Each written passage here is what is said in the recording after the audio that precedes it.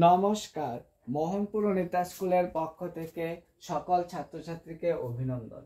আজকে আমি তোমাদের যে ক্লাসটা করব সেটা হলো নাগরিকতা, একাদশ শ্রেণীর মানে সিটিজেনশিপ।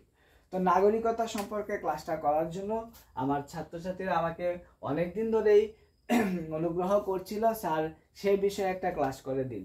তাই আজকে আমি তোমাদের সামনে ক্লাসটা উপস্থিত করলাম। তো আমি আশা করব তোমরা অবশ্যই মনোযোগ সহকারে আমার ক্লাসটা বুঝবে এবং প্রত্যেকটা কথা মনোযোগ সহকারে শুনবার চেষ্টা করবে। কেননা বোর্ডটায় হয়তো বা লেখাগুলি স্পষ্টভাবে দেখা যাচ্ছে না, কিন্তু আমি তোমাদেরকে স্পষ্টভাবে কথাগুলি বলে এবং স্পষ্টভাবে কথা পুরোটা চ্যাপ্টার বুঝিয়ে দেওয়ার চেষ্টা করব। তো আমাদের প্রথম প্রশ্নে আসে নাগরিকতা কি। অবশ্যই তোমরা জানতে ইচ্ছে যে নাগরিকতা কি। হ্যাঁ, নাগরিকতা যে শব্দটা, সেই শব্দটা হলো কি, প্রাচীন গ্রিস বা রোমে নগর রাষ্ট্রে বসবাসকারীদের মধ্যে যারা প্রশাসনিক কাজে অংশগ্রহণ করত, কেবল একটি রাষ্ট্রের মধ্যে স্থায়ীভাবে বসবাসকারী এবং রাষ্ট্রের প্রতি আনুগত্য প্রদর্শনকারী সকল ব্যক্তিকেই বোঝায় নাগরিকতা। নাগরিকতা হলো একটি রাষ্ট্রের মধ্যে বসবাস করা ব্যক্তিবর্গ যারা প্রাচীনকাল থেকে এখানে বসবাস করছে, তাদেরকে স্থায়ীভাবে বসবাস করছে, তাদেরকেই বলা হয় কি সাধারণভাবে নাগরিক। এবার হলো পূর্ণ এবং সমান সদস্য। হ্যাঁ, এবার সমান সদস্য বা পূর্ণ সদস্য কি? একটি দেশে স্থায়ীভাবে বসবাসকারী নাগরিকদের মানে যারা স্থায়ীভাবে বসবাস করছে তাদেরকে বলা হয় পূর্ণ নাগরিক। তারা সরকারের সকল সুযোগ সুবিধা ভোগ করে। আবার কখনো কখনো দেখা যায় এক রাজ্য থেকে কাজের সন্ধানে অন্য রাজ্যে মানুষ বসবাস করে, তাদের প্রতি বৈষম্য না দেখিয়ে তাদেরকে সমান সদস্য হিসাবে দেখতে হবে। অর্থাৎ যারা রাজ্যের স্থায়ী বাসিন্দা তাদের সঙ্গে যারা অন্য রাজ্য থেকে এসেছে বা যারা বহিরাগত তাদেরকেও সমান সুযোগ সুবিধা দিতে হবে, কারণ তারা নির্দিষ্ট দেশের অর্থাৎ একই দেশের নাগরিক। অর্থাৎ দেখা যায় যে তুমি এক রাজ্য থেকে অন্য রাজ্যের মধ্যে গেলে এবং অন্য রাজ্যে গিয়ে কাজের সন্ধানে সেখানেই থেকে গেলে, সেখানেও তোমাকে কি পূর্ণ স্বাধীনতা দেওয়া হবে। এটাই হলো কি পূর্ণ এবং সমান সদস্য, এবং সেখানেই তোমাকে সেই সমান আচরণ করা হবে, সেইভাবে স্থায়ী বাসিন্দা দেওয়ার চেষ্টা করা হবে বা এবং স্থায়ী বাসিন্দা দেবে। এটাই হলো কেননা দেওয়া হবে, কারণ তারা একই দেশের নাগরিক। ঠিক আছে, একটা রাজ্য থেকে হয়তো বা অন্য রাজ্যতে কাজের সন্ধানে গেছে, এর জন্য তাদেরকে স্থায়ী বাসিন্দা দেওয়া হবে এবং তারাও স্থায়ী সদস্য, সরকারের সকল যে সুযোগ সুবিধা তারা ভোগ করতে পারবে। এবার হলো নাগরিকদের অধিকার ভোগ। হ্যাঁ, নাগরিকরা কি কি অধিকার ভোগ করতে পারে? কোন দেশের নাগরিকরা অর্থাৎ যারা দেশের পূর্ণ নাগরিক, ঠিক আছে, কোন দেশের নাগরিকরা অর্থাৎ যারা দেশের পূর্ণ নাগরিক, তারা দেশের অভ্যন্তরে রাজনৈতিক, সামাজিক, অর্থনৈতিক, সাংস্কৃতিক ইত্যাদি অধিকার ভোগ করতে পারে। নাগরিকরা যেহেতু ভোট দেয়, তাই তারা তাদের অভাব অভিযোগগুলি সরকারকে জানাতে পারে। প্রতিনিধি প্রেরণের মাধ্যমে বা শান্তিপূর্ণভাবে আন্দোলনের মাধ্যমেও নাগরিকরা দাবি দাবা জানাবার অধিকার ভোগ করে। ঠিক আছে, কোন দেশের নাগরিক যারা পূর্ণ নাগরিক তারা অবশ্যই রাজনৈতিক, সামাজিক এই অধিকারগুলি কি করবে? ভোগ করবে। ঠিক আছে, আমি কতটুকু পরপর এখান থেকে এই জন্য চলে যাই, কারণ যাতে তোমাদেরকে একটুও বোর্ডটা দেখতে সুবিধা হয়। ঠিক আছে, তাহলে নাগরিকদের অধিকার ভোগ কেন দরকার? কারণ তারা সামাজিক, অর্থনৈতিক এবং সব দিক দিয়ে তারা অধিকার ভোগ করতে পারবে। কেননা যেহেতু তারা ভোট প্রদান করে, তাই সরকারের কাছে তাদের বিভিন্ন দাবি দাওয়াত এবং সুযোগ সুবিধা পাওয়ার অধিকার রয়েছে। এই জন্য তারা ইচ্ছে করলে কোনো দাবি দাওয়াতেও অংশগ্রহণ করতে পারে, দাবি মানে সরকারের কাছে দাবি পেশ করতে পারে এবং সরকারের যে সুযোগ সুবিধা সেই সুযোগ সুবিধাও ভোগ করতে পারে। এবার হলো নাগরিকতা অর্জনের পদ্ধতি বা নাগরিকতা আমরা কিভাবে অর্জন করব। নাগরিকতা একটা বিশেষ মর্যাদা। ঠিক আছে, তো নাগরিকতা আমরা কিভাবে অর্জন করব? হ্যাঁ, নাগরিকতা হলো একটা বিশেষ মর্যাদা। কোনো ব্যক্তি একটি রাষ্ট্রের মধ্যে বসবাস করলেই তাকে নাগরিক বলা যায় না। এই নাগরিকতা অর্জন করতে হয়। নাগরিকতা অর্জনের কয়েকটি পদ্ধতি রয়েছে। সেই পদ্ধতিগুলো হলো জন্মসূত্রে নাগরিকতা অর্জন। এই পদ্ধতিকে রক্তের সম্পর্ক নীতি এবং জন্মনীতি এই দুই ভাগে ভাগ করা হয়েছে। অর্থাৎ কোনো দেশের মধ্যে বসবাস করলেই সেই দেশের নাগরিক হওয়া যায় না। সেই দেশের নাগরিক হতে গেলে আমাদেরকে কতগুলি দায়িত্ব পালন করতে হবে এবং সেই দায়িত্ব অনুসারে তোমাকে নাগরিকতা অর্জন করতে হবে। ঠিক আছে, এর মধ্যে যেমন ধরো একটা দায়িত্বের মধ্যে পড়ে সেই নাগরিকতাকে একটা পদ্ধতিগুলি হলো, একটা হলো কি নাগরিকতা অর্জন, এই পদ্ধতি একটা হলো জন্মস্থান নীতি। মানে তুমি জন্মগতভাবে কি করতে হবে, জন্মসূত্রে তুমি নাগরিকতা অর্জন করতে, মানে তুমি এই দেশেই জন্মগ্রহণ করতে হবে। অপর একটা হলো কি রাষ্ট্র কর্তৃক অনুমোদন দ্বারা নাগরিকতা অর্জন, এটা হলো কি দ্বিতীয় পদ্ধতি। এই পদ্ধতিতে আবার দুইটি ভাগে ভাগ করা হয়েছে, একটা হলো ব্যক্তিগত অনুমোদন, একটা হলো সমষ্টিগত অনুমোদন। ঠিক আছে, তাহলে নাগরিকতার দুইটা পদ্ধতি, একটা হলো জন্মসূত্রে আর একটা হলো কি রাষ্ট্র কর্তৃক। আবার রাষ্ট্র কর্তৃক দুই ভাগে ভাগ করেছে, একটা হলো ব্যক্তিগত আর একটা হলো সমষ্টিগত অনুমোদন। মানে বিভিন্নভাবে তোমাকে নাগরিকতা অর্জন করতে পারো বা নাগরিকতা অর্জন করতে পারবে। ঠিক আছে, এবার যে তোমাদের সামনে আসছে সেটা হলো ভারতীয় নাগরিকত্ব অর্জনের পদ্ধতি, মানে ভারতে কিভাবে নাগরিকতা অর্জন করবে। হ্যাঁ, ভারতীয় সংবিধান চালু হওয়ার, দেখো আমি লিখে দিয়েছি, ভারতীয় সংবিধান যখন চালু হয়েছে, চালু হওয়ার 1955 খ্রিস্টাব্দে যে সংবিধানের মধ্যে নাগরিকতা কথাটি নাগরিকতা আইন পাশ হয়।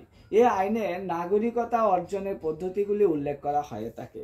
যেমন ধরো জন্মসূত্রে নাগরিকতা অর্জন, রক্তের সম্পর্ক নীতিতে নাগরিকতা অর্জন, আবার নথিভুক্তকরণের দ্বারা নাগরিকতা অর্জন, দেশীয়করণের মাধ্যমেও নাগরিকতা অর্জন, আবার কোনো অঞ্চলে অন্তর্ভুক্তি ফলে নাগরিকতা অর্জন।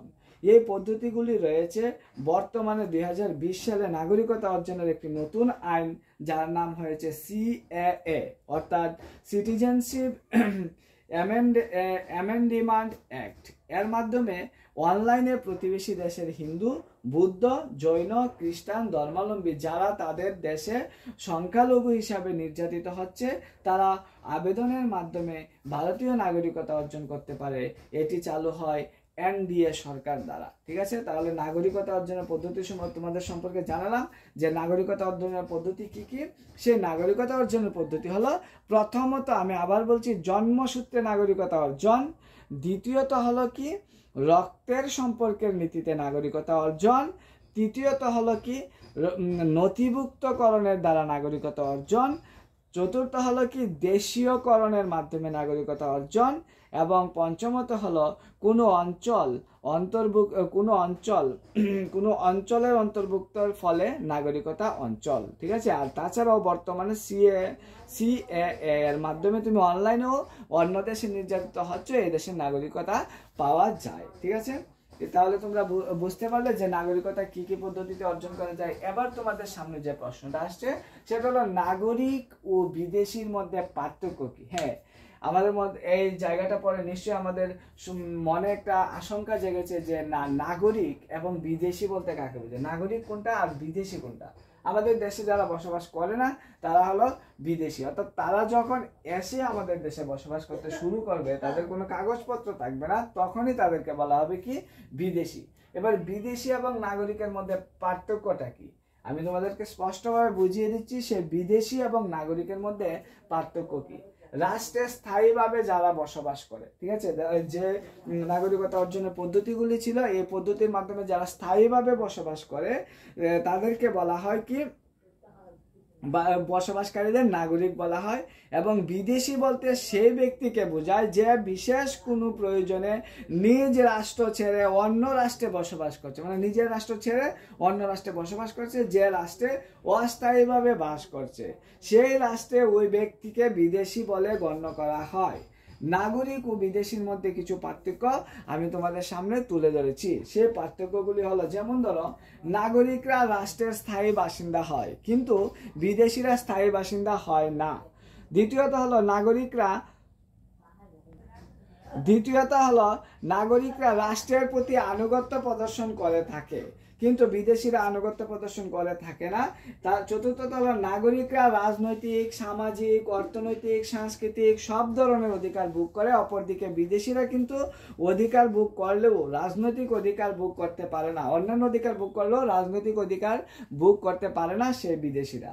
তারপর হলো কি রাষ্ট্র নাগরিককে গুরুতর আর অপরাধের জন্য মৃত্যুদণ্ড দিতে পারে কিন্তু কোনো বিদেশিকে মৃত্যুদণ্ড দেওয়া যায় না। যদি রাষ্ট্রের নাগরিক হয় তাহলে তাকে কি মৃত্যুদণ্ড দেওয়া যায়, কিন্তু কোনো বিদেশি হলে তাকে মৃত্যুদণ্ড দেওয়া যাবে না।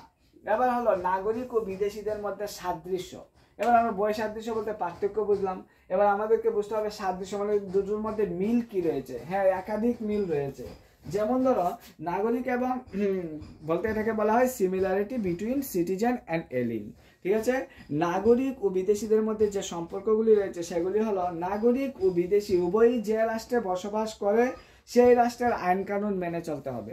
অর্থাৎ বিদেশি হোক আর নাগরিক হোক, তারা যদি যে রাষ্ট্রের মধ্যে বসবাস করবে সেই রাষ্ট্রের যে আইন শৃঙ্খলা রয়েছে সেই আইন শৃঙ্খলাকে তাদেরকে স্পষ্টভাবে মেনে নিতে হবে। ঠিক আছে। দ্বিতীয়ত হলো রাষ্ট্র নাগরিক ও বিদেশি উভয়কে নিরাপত্তা প্রদান করে, মানে রাষ্ট্র কাউকে নির্দিষ্টভাবে নিরাপত্তা প্রদান করেন না, অর্থাৎ নাগরিক হলেও তাকে নিরাপত্তা প্রদান করে, নাগরিক না হলে অর্থাৎ বিদেশি হলেও তাকে নিরাপত্তা প্রদান করবে। তৃতীয়ত হলো কি, নগর কেন্দ্রে নাগরিকদের মতো বিদেশিকেও রাষ্ট্র কর্তৃক নির্ধারিত কর দিতে হয়, মানে নাগরিকরা যেমন ইনকাম ট্যাক্স দেয়, কর দেয়, বিদেশিদেরকেও সেই কর দিতে হয়। চতুর্থত হলো নাগরিক ও বিদেশি উভয়ই সামাজিক অর্থনৈতিক অধিকার, জীবনের অধিকার, ধর্মীয় স্বাধীনতার অধিকার ভোগ করে থাকে। অর্থাৎ সে নাগরিক হোক বা বিদেশি হোক, সামাজিক অধিকার, অর্থনৈতিক অধিকার এবং ধর্মীয় অধিকার সে ভোগ করে থাকে। অর্থাৎ যে কোনো ধর্ম সে গ্রহণ করতে পারবে, যেমনটা নাগরিকরা গ্রহণ করতে পারে তেমনটা সেও গ্রহণ করতে পারবে, তবে রাজনৈতিক অধিকার বাদে। তারপর হলো কি, রাষ্ট্রীয় আইন অমান্য করলে উভয়ই শাস্তি পেতে হয়। অর্থাৎ নাগরিককে যেমন রাষ্ট্রীয় আইন অমান্য করলে শাস্তি পেতে হয়, ঠিক তেমনি বিদেশিকেও রাষ্ট্রীয় আইন অমান্য করলে শাস্তি পেতে হবে। তারপর যে সেটা হলো নাগরিকতা বিলোপের কারণ, মানে কি কি কারণে তোমার নাগরিকতা চলে যেতে পারে। হ্যাঁ, নাগরিকতা হলো একটি বিশেষ মর্যাদা। নাগরিকতার জন্য কতগুলি শর্ত আমাদেরকে মেনে নিতে হয়, না হলে কিন্তু সেই নাগরিকতা কি হয়ে যাবে, চলে যাবে, সবার কাছ থেকে সেই নাগরিকতা চলে যাবে। এবার কি কি শর্ত মানতে হবে, তা না হলে নাগরিকতা বিলোপ করবে। যেমন ধরো, নাগরিকতা বিলোপের কিছু কারণ রয়েছে, সেই কারণগুলির মধ্যে একটা হলো কোনো নাগরিক অন্য দেশের নাগরিকত্ব গ্রহণ করে, অর্থাৎ কোনো নাগরিক যদি স্বেচ্ছায় অন্য দেশের নাগরিকত্ব গ্রহণ করে, অথবা কোনো স্ত্রীলোক বিদেশিকে বিবাহ করলে, অথবা বিদেশে চাকরি গ্রহণ করলে, বা বিদেশি উপাধি গ্রহণ করলে, শত্রুর পক্ষে যোগদান করলে, দীর্ঘদিন দেশে অনুপস্থিতি থাকলে, বা দেশদ্রোহিতা ইত্যাদি সকল কারণে কোনো নাগরিকের নাগরিকত্ব কি হতে পারে, নষ্ট হতে পারে। এবার হলো সুনাগরিক এবং সুনাগরিকতার পথে। হ্যাঁ, একটা সুনাগরিক কিভাবে হবে বা সুনাগরিকের পথে তুমি কিভাবে যাবে, অবশ্যই আমাদেরকে সুনাগরিক হতে হবে। হ্যাঁ, সুনাগরিকতার পথে কিভাবে যাওয়া যায়, সুনাগরিকতা হলো এক ধরনের নাগরিক যার মধ্যে বিবেকবোধ, আত্মসংযম ও বিচার বুদ্ধি প্রভৃতি গুণ থাকতে হবে। যে নাগরিক সবসময় রাষ্ট্রের কাজে সাহায্য করে, দেশের আইন কানুন মেনে চলে, দেশের প্রতি আনুগত্য প্রদর্শন করে, তবে সুনাগরিকতার পথে কিছু অন্তরায় বা মানে তাদেরকেই সুনাগরিক বলা হয়। তবে সুনাগরিকতার পথে কিছু অন্তরায় বা বাধা থাকে, সেগুলি হলো নাগরিককে সম্মুখীন হতে হয়। এগুলি যেমন ধরো নির্লিপ্ততা, স্বার্থপরতা, সংকীর্ণ দলীয় মনোভাব, গণমাধ্যমের নিষ্ক্রিয়তা, অজ্ঞতা, এই সকল বিষয়গুলি সুনাগরিকতার পথে অন্তরায় হয়ে কখনো কখনো দাঁড়ায়। ঠিক আছে। তারপর যে জায়গাটা সেটা হলো বিশ্বজননী নাগরিক ধারণা, বিশ্বজননী নাগরিকতার ধারণা। হ্যাঁ, এটা একটা খুব ভালো জায়গা।